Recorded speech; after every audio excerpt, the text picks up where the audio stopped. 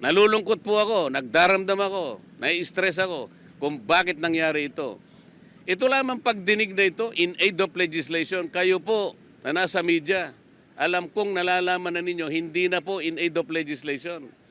Kung totoo po na isinasaalang-alang namin yung paggasta at kailangan po nating busisiin, tama naman po yun. Lahat tayo katungkulan nating maging transparent, maging accountable. Ang tanong, ang House of Representatives po ba ang gaganap sa tungkulin ng Commission on Audit? Pagka ganun, tanggalin na po natin ang COA sapagkat sila na po ang nag-o-audit. Wala po sa tungkulin namin ang mag-audit. Kung sasabihin nila, hindi kami nag-o-audit. Ang ginagawa namin is investigation in aid of legislation. Okay, kung yun ang ating objective, bakit isa lang inimbestigan natin? Ilang opisina ba ang merong confidential fund sa palagay nyo? May idea ba kayo? NGAs na lang, National Government Agencies. Ilan ba karami ang National Government Agencies? Palagay mo na lang 500. Okay? At yung kalahati nun, binigyan ng confidential fund. Di 250 yun. LGUs, sila ng LGUs. Mga mayors and gobernador. Palagay mo lang 1,000. Kalahati nun, 500. O di 750 na yun. What about the GOCCs? Government-owned and controlled corporations, mga 300 yan. Kalahati na lang, 150. O palagi mo lang 1,000 na lang ang nabigyan na ahensya ng gobyerno. Bakit? Bakit Office of the Vice President lang? Wala pong nagtataka sa atin kung bakit ang pinipilit na isolate lang, ang pinipilit na gisain lang, Office of the Vice President. At saka yung DepEd na kung saan ay naglingkod siya bilang secretary. Paano po yung iba? In aid of legislation po ba ito? O in aid of persecution? Kaya nyo na pong mag-conclude eh. Ang linaw po nito eh.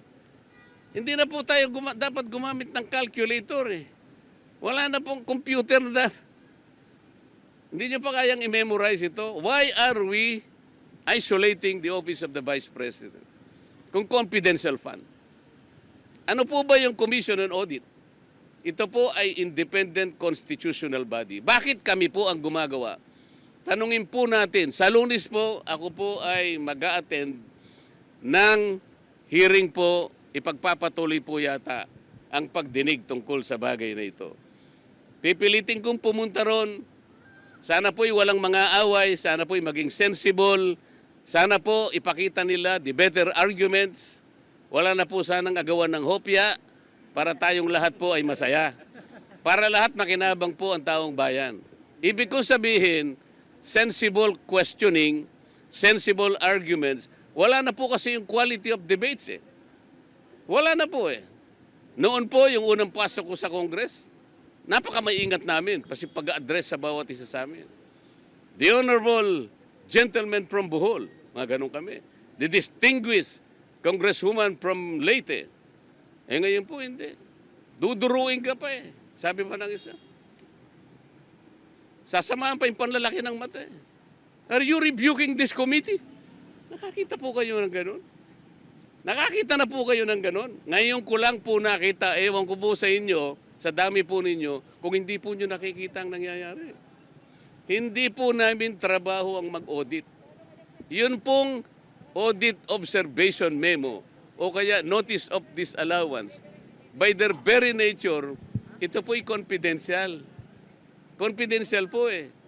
Bakit po ang House of Representatives, kukunin nila po yung mga dokumento at sila mismo ang gagawa ng gawain ng COA? Ang ibig bang sabihin, gagawa po ba sila ng batas para i-abolish na po ang COA? Hindi po nila magagawa yun. Para ma-abolish mo ang COA, i-amend mo yung saligang batas. Nakakaintindihan po tayo?